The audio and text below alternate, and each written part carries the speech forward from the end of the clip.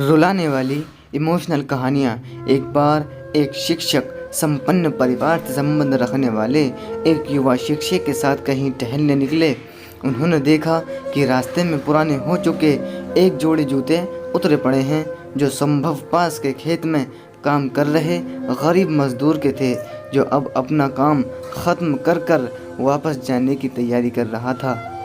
शिक्षक को मजाक सूझा। उसने शिक्षक से कहा, गुरुजी, क्यों ना हम ये जूते कहीं छिपाकर झाड़ियों के पीछे छिप जाएं।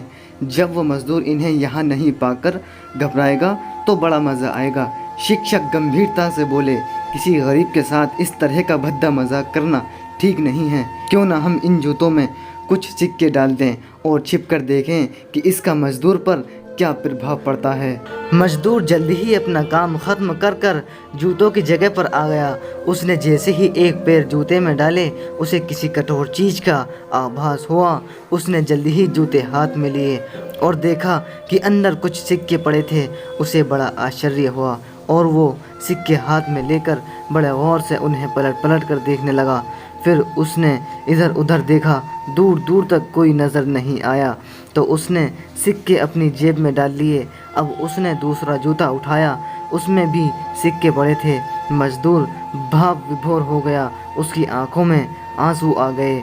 उसने हाथ जोड़ ऊपर देखते हुए कहा, हे ऊपर वाले, समय पर प्राप्त इस सहायता के लिए उस अनजान सहायक का लाख लाख शुक्रिया।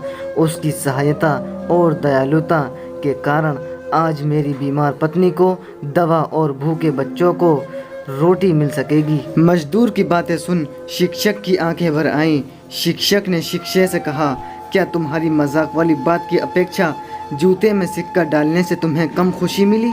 शिष्य बोला, आपने आज मुझे जो पाठ पढ़ाया है उसे मैं जीवन भर नहीं भूलूंगा।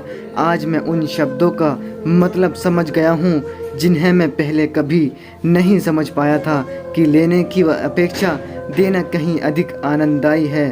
देने का आनंद असीम है, देना देवत्व है। दोस्तों, सचमुच जॉय ऑफ गिविंग से बढ़कर और कोई सुख नहीं है। हमें इस कहानी से शिक्षा लेते हुए अपनी अपनी क्षमता के अनुसार ज़रूर कुछ न कुछ दान देना चाहिए और ज़रूरतमंदों की हर संबंध मदद करनी चाहिए।